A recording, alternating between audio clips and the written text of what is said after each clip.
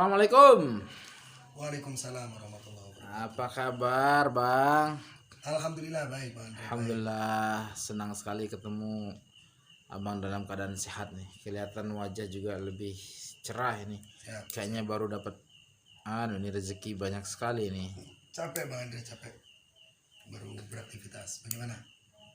Nggak apa-apa ya, kita ganggu ya. Gak apa-apa, gak apa-apa. Bagaimana? Serius ini Bang, kalau enggak nih saya pulang dulu nih. Yoi. Boleh nih? Enggak, lanjut. Bentar aja ya, bentar aja nggak apa-apa ya. Ya, silakan. Ya ini Bang, saya ini kemarin ketemu sama banyak teman-teman ini. Ya kita sempat sih diskusi tentang Asmaul Husna. Kalau enggak salah kan katanya itu berdoalah kepadaku dengan nama-namaku yang baik. Ya. Nah, salah satu yang kami sempat bahas panjang itu adalah sifat Ar-Rahman-nya Allah. Ya. Bang, menurut Abang nih sebelum kita masuk Ar-Rahman ini, ada nggak sifat Allah yang lain selain yang 99 itu, nama-namanya yang lain itu? Ada soalnya yang bilang, berarti kalau Allah mah segala-galanya, dia dong maha lucu juga ada. Siap. Ya, kok alasannya apa ya?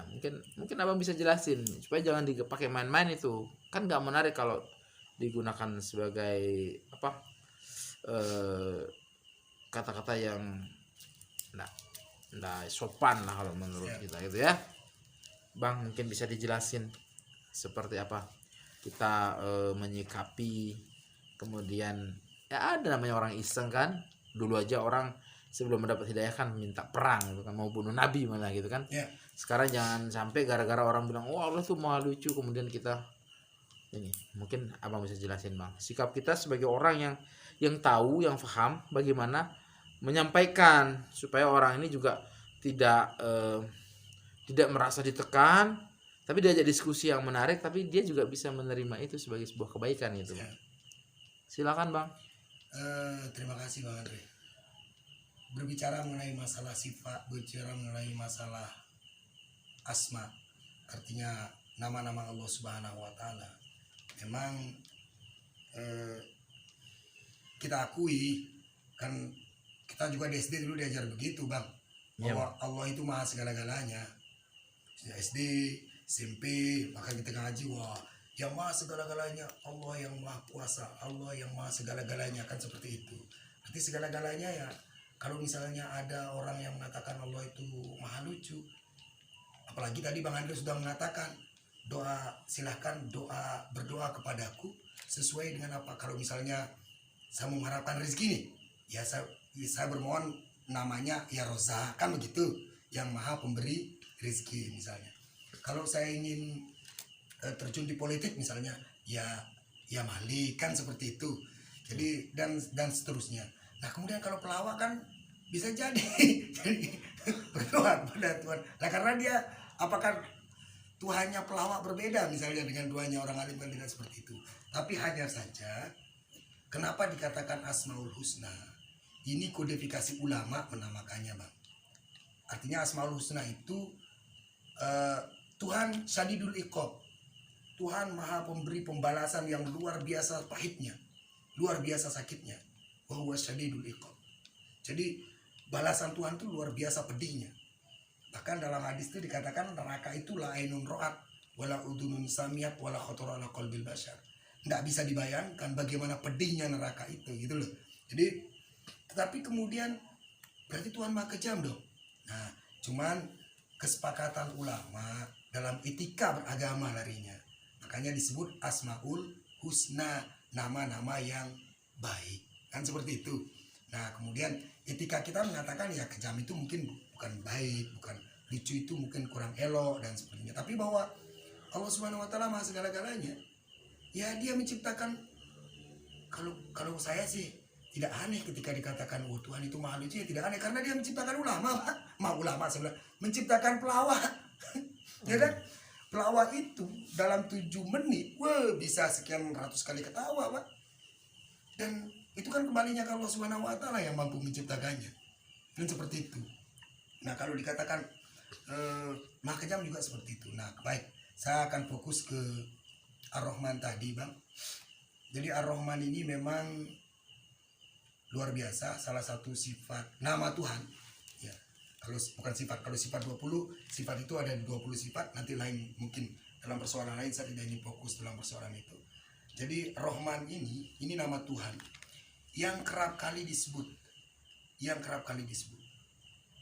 bahkan ketika kita memulai pekerjaan, nama Tuhan Ar-Rahman ini lebih dulu disebut, Bang. Iya. Jadi disunatkan dalam ajaran agama, dianjurkan dalam ajaran agama, dan kita akan mendapat pahala jika melakukannya apabila kita melaksanakan sesuatu dengan membaca Bismillahirrahmanirrahim. Jadi disebut dengan menyebut nama Allah yang Maha Rahman, yang Maha Pengasih dan Maha Penyayang. Bismillahirrahmanirrahim. Dalam kitab suci agama Islam terdiri dari 114 surat, Bang. Dalam 114 surat, kalau tidak salah ada satu surat dari 114 itu, ada satu surat yang tidak diawali dengan Bismillahirrahmanirrahim. Para ahli tafsir, ahli takwil mengatakan bahwa kenapa tidak ada kalimat Bismillahirrahmanirrahim, karena sesungguhnya dia masih satu pembahasan antara surat sebelumnya dengan surat setelahnya. Mungkin Bang Andre tahu itu surat apa, Bang? Apa ya, surat At-Taubah mungkin? Ya, surat At-Taubah. Jadi Quran surat At-Taubah itu tidak diawali dengan Bismillahirrahmanirrahim. Tetapi karena jumlah Al-Quran itu, jumlah surat dalam Al-Quran 114, kalimat yang sama juga diulangi sehingga berjumlah 114 dalam kalimat yang lain.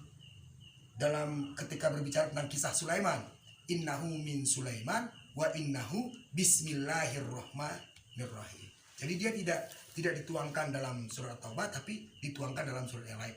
Artinya luar biasa nama Tuhan Rahman ini, Rahman Rahim ini luar biasa, gitu, Bang. Itu pertama. Kedua, Rahman ini terkadang begini. Kalau kembali ke masyarakat kita beragama yang asalnya menjadi Tuhan itu maha segala-galanya, sehingga mencoba menyebut nama Tuhan bermacam-macam, kan? Ya. Terkadang juga mencoba untuk menerjemahkan begini, apa sih artinya Bismillahirrahmanirrahim? Karena kita tidak lahir di Arab nih. Iya. Kita tidak lahir di Arab, kita lahir di Indonesia. Iya. Akhirnya dicoba terjemahkan bahasa Indonesia itu dengan menyebut nama Allah yang Maha Pengasih lagi Maha Penyayang, kan begitu? Iya. Nah, bagaimana kalau saya mengatakan dengan menyebut nama Allah yang Maha Penyayang, misalnya, benar atau tidak? Misalnya, kalau dalam bahasa Indonesia benar, Bang. Tapi kalau diarabkan kemudian Bismillahirrahim, kan begitu jadinya. Jadi dia tidak Bismillahirrahmanirrahim. Lah kira-kira bagaimana? Nah, ini juga terkadang menjadi batu sandungan ketika kita mencoba untuk mengajarkan tentang aspek-aspek teologis, aspek-aspek ketuhanan. Kembali ke yang tadi, secara sekilas tidak ada kelirunya, tetapi etika beragama. Jadi kembalinya ke etika beragama seperti itu. Nah, sama seperti ketika kita sholat, Bang. Iya. Contoh ketika kita sholat, kita sholat itu kita meyakini Allah Subhanahu Wa Taala itu maha melihat. Abang yakin enggak? Yakin. Benar. Yakin dong. Dan Allah maha melihat, kalaupun Anda sembunyikan, kalau Bang Andre sembunyikan di mana saja, mau disembunyikan di mana saja, Allah melihat yang kita sembunyikan maupun yang terbuka, iya kan? Iya. Allah maha lihat. Abang meyakini itu? Abang yakin enggak? Sangat yakin. Oh, sama. Sangat yakin. Nah, ketika kita sholat yang kita sembah ini Allah Subhanahu Wa Taala. Saya tidak sholat untuk manusia. Yang saya sembah adalah Allah Subhanahu Wa Taala. Tetapi ajaran agama saya, ajaran kita sholat, kita harus menutup aurat. Padahal tanpa ditutup, Allah sudah melihatnya juga. Kan begitu? Ya, tapi kan ada orang yang melihatnya ndak elok. Bagaimana kalau saya sholat dalam kamar? Ya, itu kembali pada kesopanan. Nah, itu yang saya maksud. Etika. That's my point. Jadi itu kembali ke etika beragama. Jadi karenanya jangan lupa, Nabi itu diajarkan, diutus, semata-mata diutus liutam lima makarimal akhlak, untuk melengkapi etika itu, termasuklah di dalamnya etika beragama. Baik, saya kembali ke Ar-Rahman tadi. Ar-Rahman ini menarik, Bang. Menariknya itu begini, Jadi ketika kita dituntut tanggung jawab atas apa saja, ya kan? Kita ini manusia, kalau dalam bahasa agamanya itu mukallaf, taklif, ada beban, ada tanggung jawab. Kita diminta pertanggungjawaban atas usia kita, bagaimana menggunakannya, untuk apa dan semuanya. Kita diminta pertanggungjawaban atas apa yang sudah kita lakukan. Kita diminta pertanggungjawaban atas semuanya. Bahkan lebih ekstrim lagi nanti ketika kita diminta pertanggungjawabannya itu, personal kita tidak dikasih berbicara. Tidak dikasih berbicara. Kalau tidak salah sebentar. Dalam Quran surat Yasin, ini sering dibaca Yasin itu. Iya.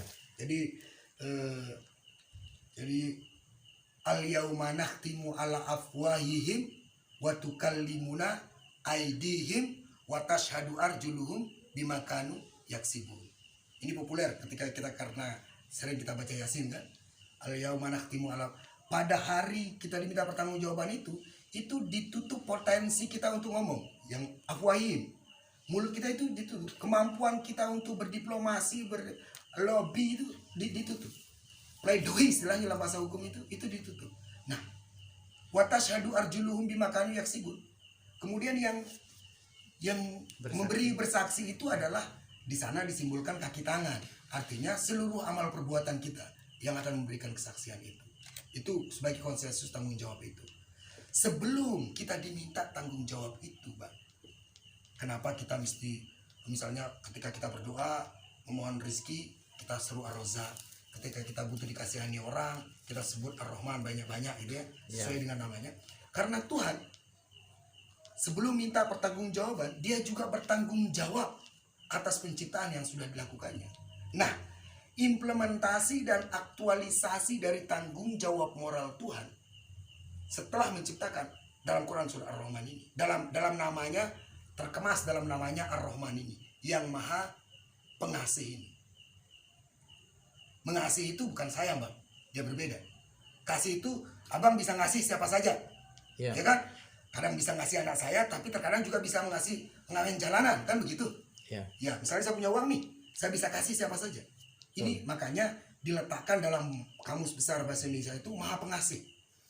Nah, tanggung jawab moral Tuhan setelah dia menciptakan itu memberikan seluruh apa yang dibutuhkan oleh kemanusiaannya untuk dia berkembang sebagai manusia.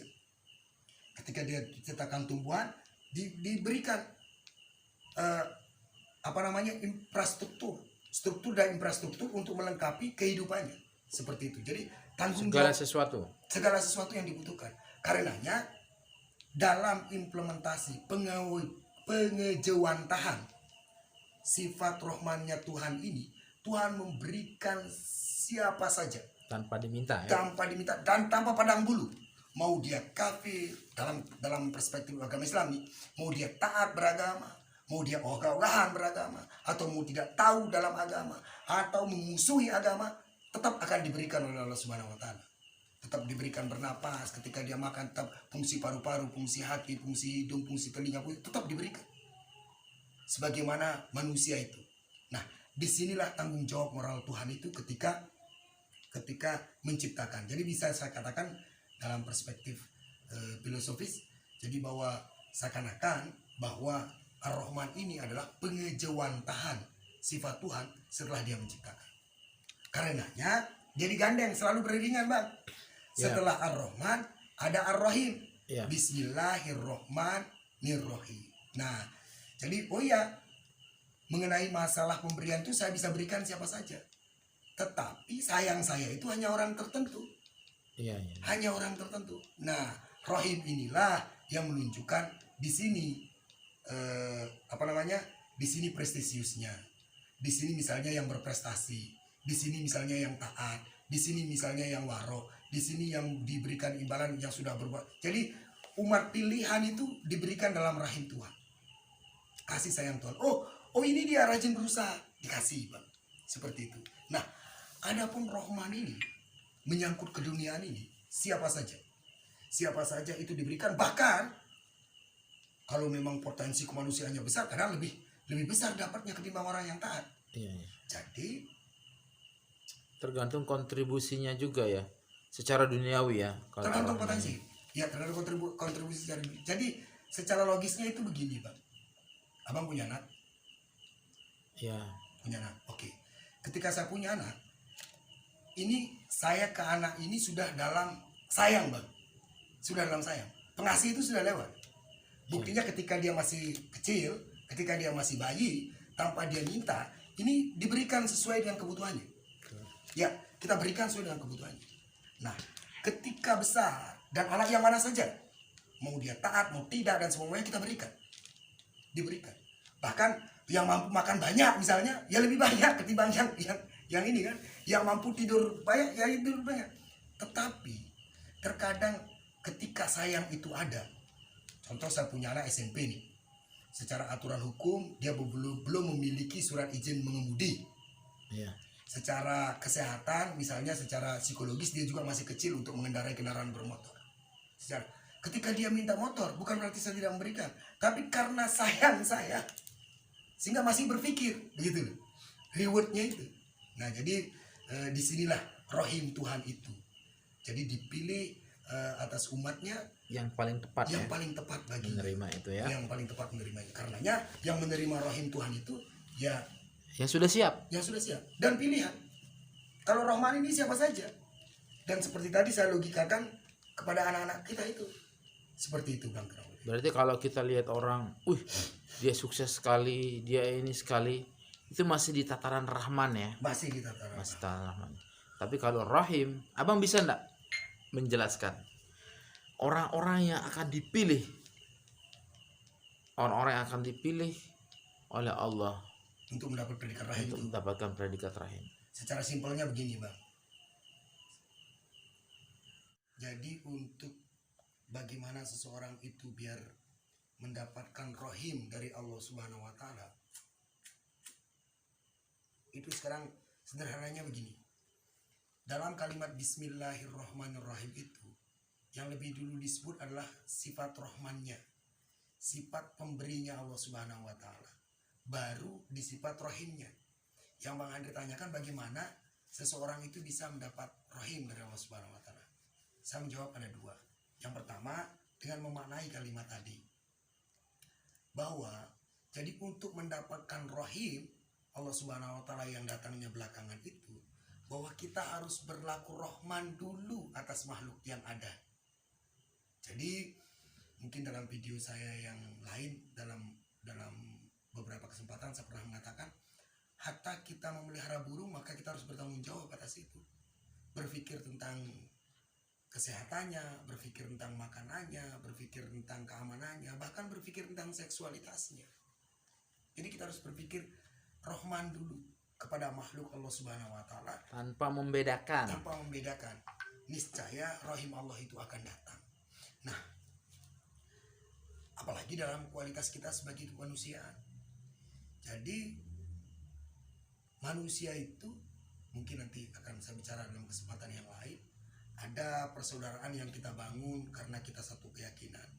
Ada persaudaraan yang kita bangun karena kita satu negara, satu waton, atau satu wilayah, satu etnis, satu bangsa.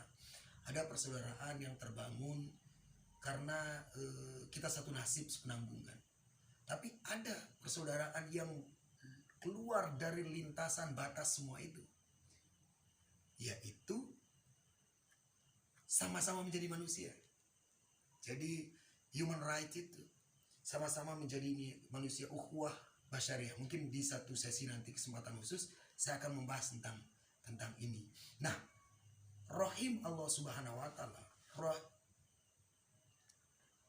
kasih sayang zat yang maha menyayangi itu akan datang ketika kita mampu memberikan kasih, ketika kita mampu mengasihi sesama tanpa mengenal sekat, batas, tanpa, kalau dalam bahasa modernnya itu tanpa rasis. Nah, seperti itu.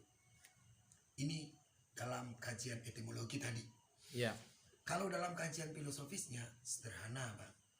Contoh misalnya, ketika saya ingin mendapat perhatian dari Abang, yang pertama yang harus saya perhatikan apa kesenangan Abang, kan begitu. Apa yang disenangi, apa yang tidak disukai. Dan lebih dari itu kemudian apa yang dicintai. Nah, ketika ingin mendapatkan rahim dari Allah Subhanahu wa taala pun demikian. Jadi melakukan hal-hal yang disenangi oleh Allah Subhanahu wa taala dan kemudian menghindari hal-hal yang tidak dikehendakinya. Dan ini kita tahu dari normativitas keagamaan tentunya. Dan lebih dalamnya lagi adalah mendekatkan diri kepada orang-orang yang dicintai Allah Subhanahu wa taala. Jadi ada rasul, ada nabi, ada ulama, dan ada orang-orang terdekat lah. Jadi orang-orang terdekat Allah Subhanahu wa taala. Fakir, miskin, anak yatim, janda tua, orang-orang yang berhak menerima zakat. Ini adalah pintu-pintu, ini kekasih Tuhan semua. Kekasih Tuhan semua. Dan yang namanya fakir miskin kan tidak berdasi, Bang. Iya. Iya kan? Betul. Dia tidak pakai Ferrari. Peminta-minta tidak pakai Ferrari. Nah, ada mungkin jembatan awal kita untuk itu, selain kalau Muhammad, para nabinya kan ini jelas. Bahkan mungkin nanti di satu sesi lain, kenapa kita perlu berselawat itu, selawat kepada Nabi, ini menunjukkan kecintaan kita kepada Nabi. Karena dengan mencintai Nabi, Nabi merupakan kekasih Tuhan, kan begitu? Betul. Maka secara otomatis kita akan dicintai. Nah, pun demikian, Bang Andre punya anak misalnya, ketika saya memperhatikan anaknya Bang Andre, saya yakin Bang Andre akan memiliki perhatian khusus sama saya. Nah, itulah beberapa trik, retorika, cara untuk mendapatkan rahim Allah Subhanahu wa taala di samping hal-hal lain. Hal-hal lain ini banyak, Bang. Misalnya pada kajian sebelumnya kita sudah berbicara tentang kewalian Tuan Guru Haji Ahmad Ratatat nih. Ya, Pastinya. itu di channel Andre Lombok. Ya, di channel Andre Lombok itu kita pernah berbicara tentang kewalian Tuan Guru Haji Ahmad Ratatat.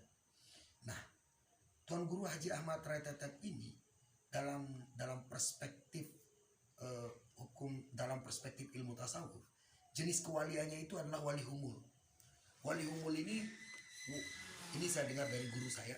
Jadi kewalian Tuan Guru Haji Ahmad Ratatat jenisnya wali humul yang menekan seluruh irodah kemanusiaan. Iya. Manusia ini cenderung disanjung, Betul. cenderung dipuji, cenderung sesuatu yang indrawi sifatnya. Wah gitu. Yang wah. Jadi menekan itu. Ketika dia misalnya saya contohkan menumpah bakso orang, bagaimana dia dibenci sama orang. Betul. Tapi dia tidak melakukan itu serta-merta, ada makna yang lebih besar lagi yang terkandung dalamnya, terkemas dalam karomah. Jadi Allah Subhanahu wa taala itu tidak akan pernah kehabisan stok suku cadang untuk membentuk karakteristik setiap jiwa dan manusia ini. Sekian juta bahkan sekian miliar wali mungkin yang pernah ada, tidak pernah satupun sama tipologinya. Ini sama dengan proses penciptaan manusia. Dia boleh kembar identik, dia boleh kembar twin, tapi pasti ada perbedaan kendati itu di sidik jari. Atau mungkin dan lain sebagainya, unsur-unsur DNA, kajian biologis seperti itu. Nah, yang saya maksudkan adalah bahwa terlalu banyak gerbang untuk mencari rahim dari Allah Subhanahu wa taala itu. Jadi kalau di awal tadi kita mengatakan Asmaul Husna, sifat-sifat nama-nama Tuhan itu sekaligus bisa menjadi gerbang melalui rizki, melalui kekuatan, melalui kasih sayang, misalnya melalui keindahan, kita pun bisa membuka gerbang rahim dari Allah Subhanahu wa taala itu. Atau melalui berbagai macam tipologi, misalnya jenis para nabi. Para nabi ini berbeda profesinya. Ada yang tukang kayu, ada yang nelayan seperti Nabi Yunus misalnya kan, tukang kayu seperti Nabi Isa, atau ada yang pemusik seperti Nabi Daud, suaranya terkenal bagus, atau ada yang pengembala, peternak seperti Nabi Muhammad SAW dan pedagang. Nah, itu merupakan gerbang-gerbang kita untuk mencari rahim dari Allah Subhanahu wa taala itu. Gerbang-gerbangnya. Jadi yang ingin saya katakan dalam kalimat Rahman dari Allah Subhanahu wa taala ini, mari kita berlaku Rahman atas sesama. Berlaku Rahman atas seluruh makhluk ini, rahimnya Allah Subhanahu wa taala, rahim Tuhan itu akan datang. Rahim ini mirip dengan reward, mirip dengan prestasi. Sehingga kita kan tidak pernah ketika kita berprestasi misalnya di satu ini, kita akan tahu setelah pembagian raport. Yang pertama ya kita berusaha dulu kan. berusaha dan kita tidak pernah tahu apakah ranking 1 atau ranking 41, kan begitu. Tapi bahwa kita berusaha. Nah, Rahim dari Allah Subhanahu wa taala, zat yang maha pengasih ini, sebesar apa pengasihnya, bagaimana bentuknya, ini sulit untuk diprediksi. Nah, tergantung dari Rahman yang kita tebarkan di muka bumi. Sifat Rahman ini, Bang Andre, ini menarik, sangat menarik. Jadi gerbang segala sesuatu itu Rahman. Karenanya untuk membukanya kemudian Bismillahirrahmanirrahim. Tapi jangan dibuat lelucon seperti yang di awal kemarin tadi, diterjemahkan dalam bahasa Indonesia misalnya dengan menyebut nama Allah yang maha pengasih lagi maha penyayang. Wah, saya ingin sebut pengasihnya saja biar saya cepat dapat kasih Tuhan. Bismillahirrahim. Ini kembali lagi ke etika kita beragama. Etika kita beragama. Pun dalam Rahman ini ada etikanya, Bang Andre. Ada etikanya dalam Rahman ini. Etikanya adalah jelas, dinas. Sebenarnya kalau kita fair menilai dari akal pikiran, hati kecil, hati nurani dan semuanya, ini pasti selaras. Etikanya itu adalah anfusakum wa ahlikum wa quraba. Jadi orang-orang terdekat. Kita mulai dari orang-orang terdekat dulu. Bukan saya tidak setuju dengan beberapa orang yang minta setiap di perempatan nih, ya kan? Wah, sumbangan untuk gempa untuk Palestina, sumbangan. Bukan saya tidak setuju. Saya setuju, tapi Emirat Arab tetangganya sangat kaya, Pak. Nah, sementara orang tidak dapat makan, tetangga saya kan ada, gitu loh. Nah, itu juga kita harus cerdas. Jadi cerdas dalam kecerdasan itu dibutuhkan, termasuk cerdas dalam beragama, cerdas dalam menebarkan rahmat Tuhan di muka bumi ini. Jadi itu pun kita harus cerdas dalam melakukan. Jadi ada skala prioritas sehingga rahimnya Allah Subhanahu wa taala pun jelas. Karenanya dari itu juga dinas, Bang Andre, kan? Dinas dalam Al-Qur'an, ku anfusakum wa ahlikum naro. Jadi diri sendiri dulu. Kata-kata ahlun itu ini kerabat. Kerabat itu mungkin saudara terdekat, mungkin sebangku sekolah terdekat, satu desa terdekat, satu kecamatan terdekat, satu kabupaten dan seterusnya. Kan begitu. Nah, jadi sebenarnya bagus juga, Bu, tapi bukan berarti saya juga kurang. Jangan nanti saya dikejar. Wah, berarti Bang yang minta-minta sumbangan masjid, sumbangan di pinggir-pinggir jalan itu bagaimana? Itu bagus.